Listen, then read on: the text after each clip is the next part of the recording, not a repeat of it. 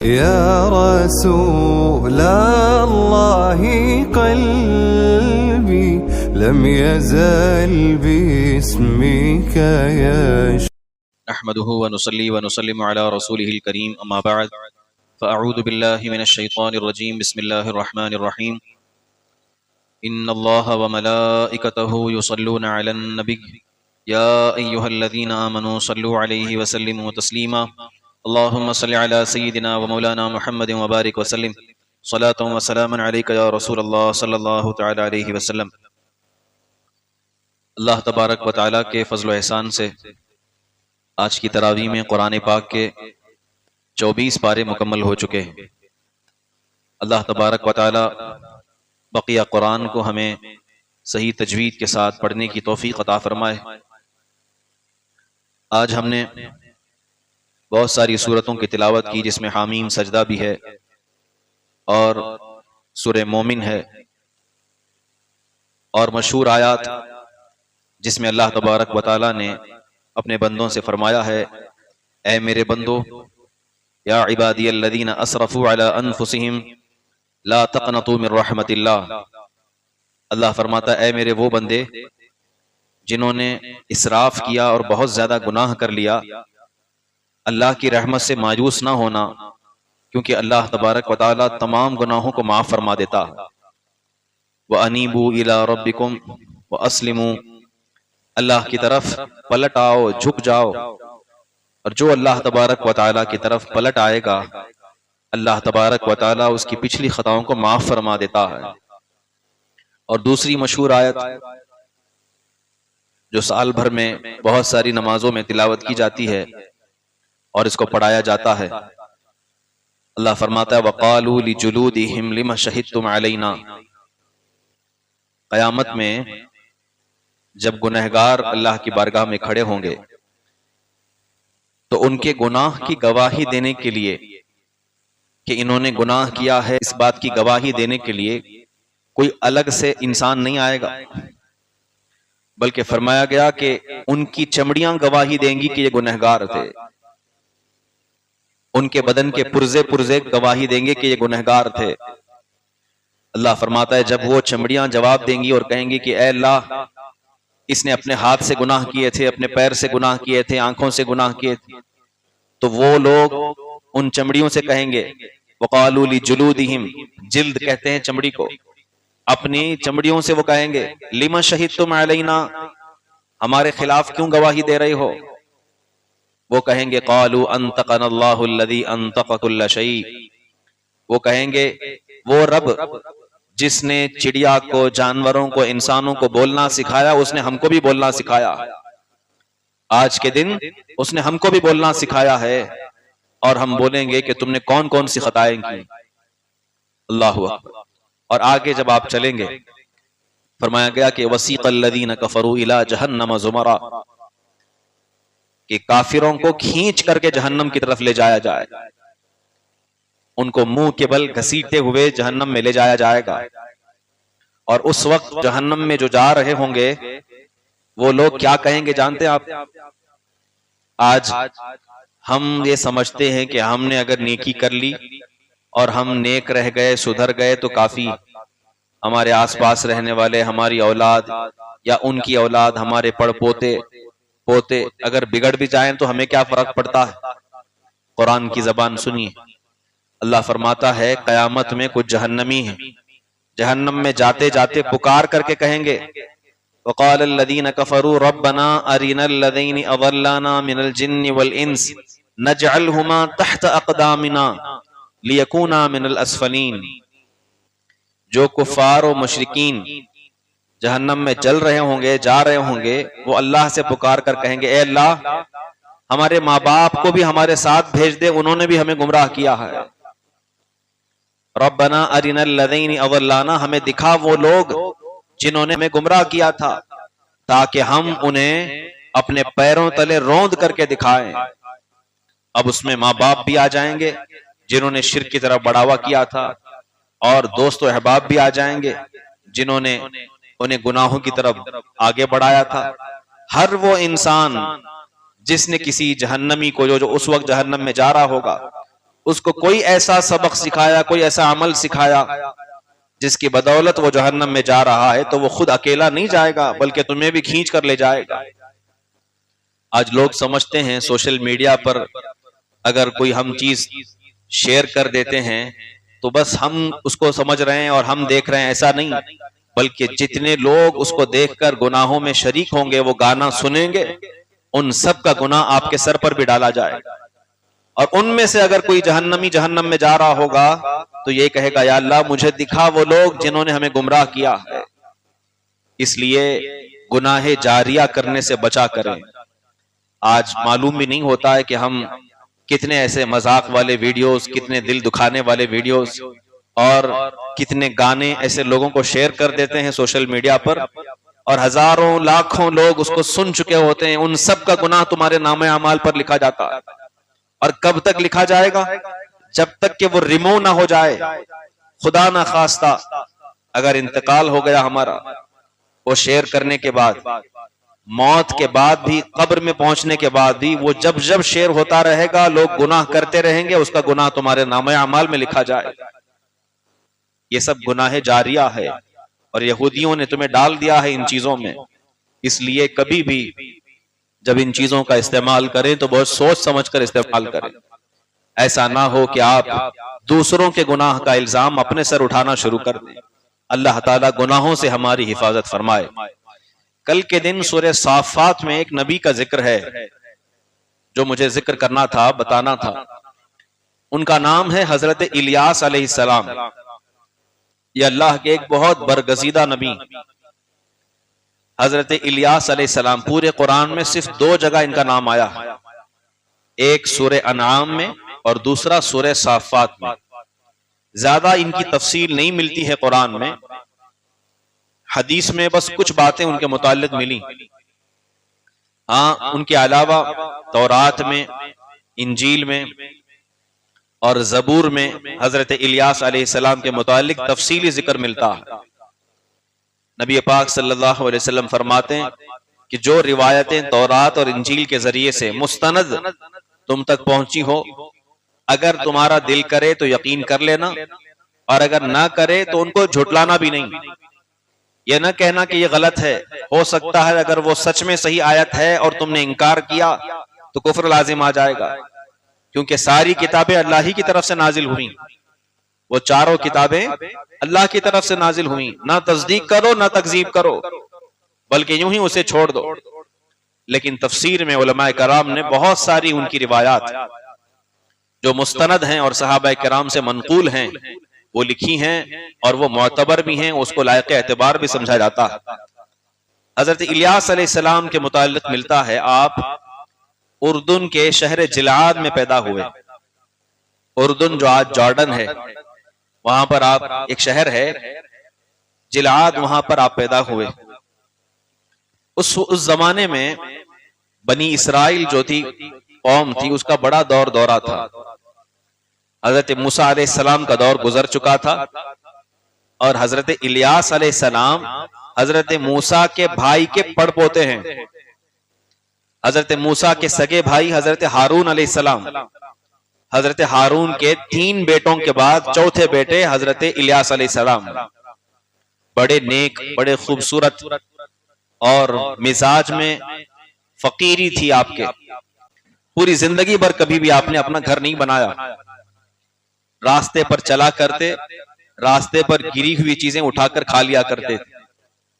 इस कदर फक्र फाका। कभी सोना होता तो जमीन पर ही लेट जाते, बिल्कुल परागंदा लिबास पहनते। इस तरह के लिबास होते जैसा कि कोई बहुत दूर दराज से सफर से आए हुए हों, कोई नए लिबास नहीं। अल्लाह तबारक व तआला के बड़े महबूब बंदे थे। अल्लाह अपने उस रसूल से बहुत प्यार करता था। रिवायतों में मिलता है हजरत इलियास अलैहिस्सलाम जब अभी छोटे थे, 7 साल की उम्र थी, उसी वक्त आप एक मेले में गए और लोगों को पुकार करके कहा कि ऐ लोगों, बुत परस्ती से बाज आ जाओ। ये बुत ना तुम्हें नफा देंगे ना नुकसान देंगे। नफा और नुकसान देने वाली जात सिर्फ अल्लाह की जात है। लोगों ने समझा जब बच्चा है कुछ भी बोलता है, लोगों ने उनको हटा दिया। लेकिन आप लोगों को अल्लाह की तरफ बुलाते, अभी आपको नबूवत नहीं मिली थी, ऐलान नबूवत का हुक्म नहीं हुआ था। आपकी भी उम्र जब 40 साल की हुई तब आपको ऐलान नबूवत का हुक्म हुआ। तब आपने लोगों को दीन की तरफ बुलाया, अल्लाह की तरफ बुलाया, तो लोगों ने आपको मारना शुरू किया।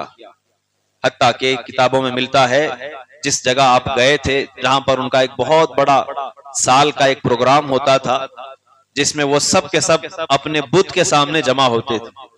उस बुत का नाम बाल था, कुरान में ये जिक्र आया है। बाल एक बहुत बड़ा बुत था जो यमन के लोगों ने बनाया था। 20 गज लंबा था और उसके 4 मुंह थे, बिल्कुल पूरा सोने का बना हुआ था। और उनके जमाने के लोग कहते थे कि यह हमारा खुदा है और इसके 400 नबी हैं जो उसके आसपास रहा करते हैं। 400 इंसानों को, पादरियों को उनके आसपास रखा गया और उनको वो नबी कहते थे, उनकी बातें माना करते थे। और एक बहुत बड़ी मंदिर उन्होंने बना ली थी, टेंपल बनाया था, जहां पे उस बाल के नाम पर बुतों की पूजा भी किया करते थे। याद रहे, बात आई तो जिक्र करूं। इन्हीं बुतों के मुतालिक मिलता है कि आगे चलकर काफी हजार साल के बाद रसूल पाक सल्लल्लाहु अलैहि वसल्लम के जमाने से पहले मक्का वालों ने यमन का देख करके ही खाने काबा में लाकर बुत रखना शुरू किया था। वरना मक्का में हजरत इब्राहिम की नस्ल के लोग हैं। इब्राहिम अलैहिस्सलाम तो बुतों के खिलाफ थे। आपकी औलाद में बुत परस्ती कहां से आई? रिवायत में मिलता है उनमें से एक शख्स था जो तिजारत के गरज से यमन गया था और वहां उसने देखा कि ये बाल की लोग पूजा करते हैं और पूछा कि ये क्या है। लोगों ने बताया कि ये हमारा खुदा है, यही बारिश बरसाता है, यही हमें रोजी देता है। लिहाजा उसने वहां से एक छोटा पुतला लाया और ला करके खाने काबा में नस्ब किया। वो पहला शख्स था जो अरब में, सऊदी अरब में आया, हिजाज में, और आकर उसने बुत परस्ती का आगाज किया। नबी पाक सल्लल्लाहु अलैहि वसल्लम के दादा से भी पहले की बात, काफी पुरानी बात। बहरहाल तो यमन वाले बाल की पूजा करते थे और हर वक्त उसके आसपास कड़ा पहरा रहता था। उस जमाने में जो बनी इसराइल कौम थी, हजरत मूसा अलैहिस्सलाम की कौम, ये 2 गिरोह में बट गई थी। इनकी 2 अलग अलग सल्तनतें थी। एक सल्तनत का नाम था सल्तनत यहूदा, जिसका कैपिटल सिटी बैतुल मुकद्दस था, जो आज फलस्तीन है। और दूसरी जो उनकी सल्तनत थी वो थी सल्तनत सामरिया, जिसका कैपिटल सिटी जो था बताया जाता है शहर नाबलस है, जो आज नाबलस है, उस जगह पर उनका कैपिटल सिटी था। और ये दोनों कौमें बुत परस्ती में पड़ गई थी। हालांकि हजरत मूसा अलैहिस्सलाम ने इनको फिरौन से नजात दिलाई और एक अल्लाह की तरफ जमा किया था। लेकिन कुछ ही सालों के बाद ये लोग बुत परस्ती के शिकार हो गए। यमन वालों का देखा देखी में ये लोग भी बुतों में पड़ गए थे। फरमाया गया कि फलस्तीन सल्तनत यहूदा थी, वहां का एक बहुत बड़ा बादशाह था जिसका नाम अरबी तफासिर में अखीअब मिलता है। उसकी एक बीवी थी जिसका नाम है इजबेल, किताबों में मिलता है। वो बुतों की परस्तार थी। दरअसल ये लोग बनी इसराइल वाले अल्लाह ही की इबादत करने वाले हैं, लेकिन इन्होंने मुशरिकों के यहाँ शादियां करना शुरू कर दी, जिसकी वजह से इनकी आने वाली नस्लें मुशरिक पैदा होने लग गई। आज लोग बोलते हैं ना कि मोहब्बत में मजहब नहीं देखा जाता, आखिरत में जरूर मजहब देखा जाता है। दुनिया में 30-40 साल के लिए तुम सोचते हो कि सब कुछ मिल गया, वहां 1000 लाख साल, पता नहीं कितने साल तक की सजा होगी, उसका कोई अंदाजा नहीं। लिहाजा हम ये नहीं सोचते कि हम कौन सा कदम उठा रहे हैं और क्या कर रहे हैं, आगे आने वाली नस्ल पर क्या फर्क पड़ेगा। बहुत इंतहाई गलत फर्क पड़ता है। आने वाली नस्लें वो गुमराह पैदा होने लगती हैं, मुशरिक पैदा होने लगती हैं। इसलिए बेहतर है कि हम आगे की सोच कर आगे बढ़ा करें। बनी इसराइल ने काफिरों और मुशरिकों के यहाँ निकाह करना शुरू कर दिया, जिसकी वजह से उनके आने वाले बच्चों में बुत परस्ती का आगाज हो गया। अल्लाह के नबी हजरत इलियास अलैहिस्सलाम को हुक्म हुआ अल्लाह की तरफ से कि आप कौम की तरफ जाएं, सल्तनत यहूदा की तरफ, और वहां के बादशाह को ताकीद करें और लोगों को बुत परस्ती से रोकें। हजरत इलियास अलैहिस्सलाम ने कहा, अल्लाह, ये लोग मेरी बात मानेंगे नहीं, कोई ऐसी निशानी अता फरमा दे ताकि मैं इनको दिखा सकूं। अल्लाह तबारक व तआला ने आपको 3 मौजज़े अता फरमाए थे। जानते हैं कितने खूबसूरत मौजज़े थे। पहला मौजज़ा यह था कि आप जिस पहाड़ के करीब से भी गुजर जाते, पहाड़ आपको अपने दरमियान जगह दिया करता था। पहाड़ फट जाता था और अपने अंदर जगह दे देता था, पत्थरों के अंदर आप चले जाते थे। और दूसरा मौजज़ा इस तरह का था कि अल्लाह तबारक व तआला ने आग को आपके ताबे कर दिया था। आग अगर आप कहते तो शुरू हो जाती, आप कहते तो बुझ जाया करती थी। अल्लाह तबारक व तआला ने आग को आपके ताबे किया, और तीसरा पानी को आपके ताबे किया। ये तीन चीजें आपके ताबे थी। जब आप अपनी कौम की तरफ गए, सल्तनत यहूदा के बादशाह की तरफ, और जाकर कहा कि मैं अल्लाह की तरफ से भेजा हुआ रसूल हूं, लिहाजा तुम अपनी रियाया से कह दो कि बुत परस्ती से बाज आ जाएं, मूसा अलैहिस्सलाम का जो रब था उसी रब पर वापस आ जाएं, उसी दीन पर वापस आ जाएं। बादशाह ने कहा, इसकी क्या दलील है, तुम्हारे पास क्या सबूत है कि तुम सच्चे हो? आपने फरमाया, एक मैदान में जमा करो मुझे भी और तुम्हारे जो खुदा जिसको तुम कहते हो उस बुत के पुजारियों को भी जमा करो। 400 जो नबी तुम कहते हो पुजारी, उनको लाओ मेरे सामने, और हम दोनों कुर्बानी करेंगे और उस मैदान में डालेंगे। जिसके जानवर को अल्लाह तबारक व तआला आसमान से आग भेज करके खत्म करेगा, उसकी कुर्बानी मकबूल समझी जाएगी और उसको सच्चा समझा जाएगा। इससे पहले भी मैंने जिक्र किया था कि पुराने जमानों में किसी के हक होने की निशानी इस तरह पहचाना जाता था, जो कुरान में खुद है, तअकुलुहुन नार, कि आसमान से आग आती थी और जो जानवर होता उसको जलाकर चली जाती थी। हजरत इलियास अलैहिस्सलाम ने कहा कि ऐसा ही करो। बादशाह ने कहा ठीक है, ये करके देखते हैं। जमा किया, उनके बाल के जो 400 पुजारी थे वो सब लाए अपने जानवर, सबों ने ज़बह किया। इधर हजरत इलियास अलैहिस्सलाम ने भी ज़बह किया। अभी कुछ ही देर गुजरी थी कि आसमान से आग आई और हजरत इलियास अलैहिस्सलाम का जो जानवर था उसे जलाकर चली गई। लोगों के सामने इस तरह का मंजर तारी हुआ कि जितनी रियाया वहां खड़ी थी, जितने लोग देख रहे थे, ये मंजर देखकर उनके दिल पर ऐसा असर हुआ कि वो सब दम बखुद हो गए और फौरन सजदे में गिर गए। उन्होंने कहा, हम ईमान लाते हैं इलियास के रब पर, मूसा के रब पर। बादशाह को बड़ा गुस्सा आया कि मेरी तौहीन हुई है, मेरी बेइज्जती हुई। दरअसल बादशाह बनी इसराइल से था, लेकिन उसकी जो बीवी है वो मुशरिकाना कौम से थी। उसने बहकाया और कहा कि आपकी तौहीन हुई है, लिहाजा इन तमाम पादरियों को कत्ल कर दिया जाए। लोगों के सामने वो गलत साबित हुए हैं, वो झूठे हैं, सबको कत्ल कर दिया जाए। जिनको वो नबी कहा करते थे उन 400 पुजारियों को एक दिन में मार दिया गया, कत्ल कर दिया गया। बचे हजरत इलियास अलैहिस्सलाम। लोगों में वाहवाही हो गई कि अल्लाह के नबी यही हैं, अब इन्हीं की बात मानी जाएगी, इन्हीं को हमारा सरदार बनाया जाएगा। वो जो औरत थी उसने अपने शोहर को बहकाया और कहा कि अगर इस शख्स को तुम बढ़ावा दोगे तो कल तुम्हारी कुर्सी भी जाएगी और यही बादशाह बनकर बैठ जाएंगे, लिहाजा तुम्हें कुछ ना कुछ फैसला करना होगा।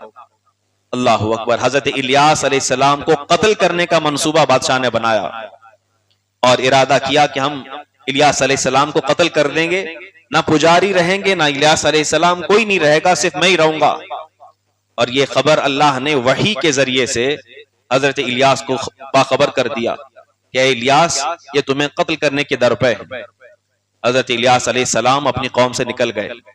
रिवायतों में मिलता है आप दूर दराज के पहाड़ियों में चले गए, पहाड़ से आपने कहा कि मुझे जगह दे दो, आप अंदर दाखिल हो गए और गायब हो गए। आपके पीछे फौजें ढूंढती रहीं, तलाश करती रहीं, काफी दिन तक आप नहीं मिले। और जानते हैं कितने दिन तक आप उस गुफा में रहे? आप 10 साल तक उसी गार के अंदर बैठे रहे, अल्लाह की इबादत करते रहे। 10 साल तक आप बाहर नहीं आए। और इस अरसे में अल्लाह तबारक व तआला ने बनी इसराइल की उस कौम पर अजाब मुसल्लत फरमाया। कैसा अजाब? अल्लाह अकबर। उन पर अजाब इस तरह आया कि वो जमीन जो उनकी बिल्कुल सरखेज थी, खेती बाड़ी सब अच्छी चलती थी, सारे मेवाजात उन्हें मिलते थे, उनके यहां बारिश बरसना ही बंद हो गया। बारिश ने बरसना ही छोड़ दिया। वो परेशान हो गए। आखिरकार उन्होंने बादशाह से तकाजा किया कि एक तरफ तुमने हमारे बाल के पुजारियों को भी मार दिया, दूसरी तरफ इलियास अलैहिस्सलाम को भी परेशान किया कि वो चले गए। अब कौन होगा जो बारिश बरसाएगा? अब ढूंढो और बुलाओ उनको, किसी न किसी तरीके से वो आएंगे और दुआ करेंगे तो उनका रब बारिश बरसाएगा। यहां रुक करके मैं बात ये अर्ज करना चाहता हूं, काफिरों को भी दिल से यकीन होता है कि सचमुच जो रब है वो इलियास अलैहिस्सलाम, मूसा अलैहिस्सलाम और मोहम्मद सल्लल्लाहु अलैहि वसल्लम का रब ही सच्चा है। अंदर से ये बात यकीनी तौर पर मालूम होती कि सच्चा मजहब इस्लाम ही है। उसके बावजूद ऊपर से दिखावा करते हुए, शैतान के वसवसों में फंसे हुए वो अपने मजहब पर कायम रहते हैं। उन्होंने कहा कि इलियास को बुलाओ, हम उनसे कहेंगे कि बारिश वापस आए। अल्लाहु अकबर। काफी ढूंढा लेकिन नहीं मिले। आखिरकार अल्लाह तबारक व तआला ने हजरत इलियास अलैहिस्सलाम को हुक्म दिया, ए इलियास, तुम्हारी कौम तुम्हें ढूंढ रही, तुम्हें वापस जाना होगा। हजरत इलियास फिर वापस आए। वापस आने के बाद आपने अल्लाह की बारगाह में दुआ किया। रिवायतों में मिलता है दुआ से आपके हाथ अभी नीचे नहीं गिरे थे कि आसमान से झमाझम बारिश बरसने लग गई और खूब सैराब हुए बनी इसराइल की कौम, और खूब उन्होंने पानी भरा, जमा किया, गल्ले के लिए जमा कर लिया, खूब सैराब हो गए। और जब सैराब हो गए फिर से बिगड़ गए और कहा कि हम इलियास के रब को नहीं मानते, और फिर से हजरत इलियास अलैहिस्सलाम के कत्ल के दरपे हो गए। यही तो बनी इसराइल की फितरत है कि जितना आप उन पर एहसान करेंगे उतना ही वो आपके पीठ में छुरा घोपेंगे। आज दुनिया वाले ये समझ रहे हैं कि हम उनका साथ दे करके बहुत अच्छे बन रहे हैं, जेंटलमैन बन रहे हैं। तुम्हें नहीं मालूम, आज तुम उनकी मदद करोगे, कल सबसे पहले वो तुम्हारा गला काटेंगे। ये कौम ऐसी है जिन्होंने अंबिया को नहीं छोड़ा है, तुम तो आम इंसान हो, और उनकी नजर में तुम्हारी हैसियत दीगर मजाहिब की हैसियत तो ऐसी है जैसे कि गाय के गलाजत के बराबर है। वो कुछ नहीं समझते तुम्हें, बिला वजह वहां काम करने के लिए शौकीन हैं और कहते हैं बाकायदा कि हम ज्वाइन करना चाहते हैं आपको, हम जाना चाहते हैं। जाकर के देखो, जब ये वार खत्म हो जाएगा तुमको ऐसे निकाल करके फेंका जाएगा कि तुम्हें अंदाजा भी नहीं होगा कि तुम्हारे उनकी नजर में तुम्हारी क्या इज्जत थी। अल्लाहु अकबर। ये वो कौम है जिन्होंने 10,000 से ज्यादा अंबिया किराम को शहीद किया है। हजरत इलियास अलैहिस्सलाम वहां से भी निकल गए। हजरत इलियास अलैहिस्सलाम को अल्लाह तबारक व तआला ने सल्तनत सामरिया की तरफ मबूस फरमाया। सल्तनत यहूदा ने जब नहीं माना, बनी इसराइल की दूसरी जो सल्तनत थी, सल्तनत सामरिया, आप वहां तशरीफ ले गए। वहां आपने तबलीग व इशाअत का फरीजा अंजाम दिया। रिवायतों में मिलता है वहां के लोग भी शिर्क परस्ती में पड़ गए थे, और इत्तेफाक ऐसा था कि सल्तनत सामरिया का जो बादशाह है वो सल्तनत यहूदा का दामाद था। सल्तनत यहूदा के बादशाह का दामाद था। जब उसे मालूम हुआ कि अल्लाह के नबी इलियास अलैहिस्सलाम वहां से यहाँ आ रहे हैं, उसने कहा यहाँ भी नहीं बचेंगे, मैं उनको कत्ल कर दूंगा। अल्लाहु अकबर। अल्लाह तबारक व तआला की बारगाह में इलियास अलैहिस्सलाम ने दुआ किया, या अल्लाह, ये कौम बड़ी खतरनाक है, ये बड़े जालिम लोग हैं और दीन पर कायम रहना नहीं चाहते, ये बिगड़ रहे हैं, बुरे रास्तों पर जा रहे हैं। फिर जानते हो क्या हुआ? हजरत इलियास अलैहिस्सलाम तो उस बस्ती को छोड़कर निकल गए। अल्लाह तबारक व तआला ने उन पर जालिमों को मुसल्लत कर दिया, जो दूसरी कौम थी, जो बाहर से आए थे। उन्होंने आकर इनके बादशाहों को खत्म किया, इनके बच्चों को गुलाम बनाया, इनकी बीवियों को खरीद लिया, और हजारों लाखों इनके नौजवानों को कत्ल करके जो बचे कुचे लोग थे उनको नौकर बनाकर लेकर चले गए।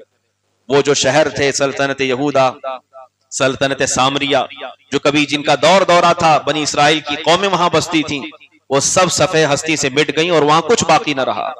बल्कि मैं आपको बताऊं, एक शहर इन्होंने बाकायदा बना दिया था, उस जमाने के सीरिया में था, बालबक उस शहर का नाम है। वहां ये लोग उस बुत को रखते थे, वहां उसकी पूजा करते थे। आज अगर उसको आप ढूंढेंगे तो वो लबनान में मिलेगा। लबनान में वो जगह है जहां पर वो शहर है बालबक। जानते हैं कितना खूबसूरत शहर था ये शहर इतना खूबसूरत था, समंदर से कुछ दूर के फासले पर था और ऊंचाई पर था। वहां का मंजर समंदर से बहुत खूबसूरत नजर आता था।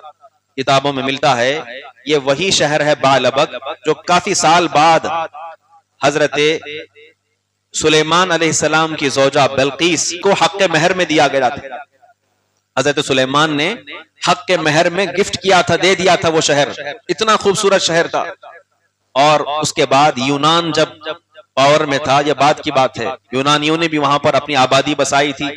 हत्ता के अगस्तस जो कहा जाता है, अंग्रेजों का एक बादशाह रहा है, उसने अपनी आबादी वहां पर बसाई। हत्ता के वहां पर काफी साल तक ये चीजें चलती रहीं। आखिर में आज से 1000 साल पहले सुल्तान नूरुद्दीन जंगी ने फतह की थी और वहां पर इस्लाम का झंडा लहराया। उसके बाद से अब तक वहां पर इस्लाम का झंडा लहरा रहा है। उस शहर का नाम बालबक है, आज चेंज कर दिया गया, कुछ और नाम है। ये वही जगह है जहां पर हजारों साल पहले हजरत इलियास अलैहिस्सलाम ने लोगों को अल्लाह की तरफ बुलाया था, लेकिन वो लोग ना माने, बुत परस्ती में पड़ गए और अल्लाह तबारक व तआला ने उन्हें तबाह बर्बाद फरमा दिया। तफसीर में मिलता है, उलमाए कराम फरमाते हैं ये जो वाकयात हैं अंबिया के, कि नबी आते हैं अपनी कौम की तरफ, दीन की तरफ बुलाते हैं और ये लोग नहीं मानते। अल्लाह ने सारे अंबिया की निशानियों को क्यों जिक्र किया, क्यों बताया? ताकि ये कुरान ये दलील बन जाए कयामत में, ताकि जब कल कयामत में पूछा जाएगा कि तुमने इस्लाम कबूल क्यों ना किए, वो कहेंगे कि हमारे पास कोई नबी नहीं आया। तो उनसे पूछा जाएगा नबी तो नहीं आए थे, लेकिन कुरान तो बार बार पुकार करके कह रहा था, हजारों साल पुरानी तारीख तुम्हें बता रहा था कि शिर्क करने वाले, कुफ्र करने वाले ऐसे होते रहें और फिर अल्लाह ने उन पर अजाब दिया। ये वाकयात सिर्फ मुसलमानों के लिए नहीं है, बल्कि कुरान सबके लिए है। कुरान में तो अल्लाह फरमाता है ये कुरान सारे लोगों के लिए हिदायत है, इंसानों के लिए हिदायत है। यहदी लिल्लती ही अक़वम, सारी कौमों के लिए हिदायत है। अगर कौमें इसे पढ़ेंगी तो समझेंगी कि हमको अल्लाह रब्बुल इज्जत ने इसमें इशारा फरमाया है कि ईमान लाओ। अक्ल तो अल्लाह ने सबको अता फरमाई है और सबके सामने ये कुरान कयामत तक चलता रहेगा, पढ़ा जाता रहेगा। लिहाजा इन वाकयात से हमें इबरत हासिल करने की जरूरत है और हमारे आसपास जो लोग रहते हैं उन तक भी ये नसीहत पहुंचाने की जरूरत है कि जो लोग नबियों का इंकार करते रहे, उनकी बातों का इंकार करते रहे, वो अजाब में गिरफ्तार हुए और जो दीन हक पे कायम रहे वो कामयाब होते रहे। अल्लाह ताला से दुआ है अल्लाह हमें कहने सुनने से ज्यादा अमल करने की तौफीक रफीक अता फरमाए। हम तमाम को ईमान और सुन्नियत पर कायम दायम रखे, उसी पर हम सबका खात्मा बिल खैर फरमाए। व आखिर दावाना अनिल हम्दुलिल्लाहि रब्बिल आलमीन। अस्सलामु अलैकुम व रहमतुल्लाहि व बरकातुहू।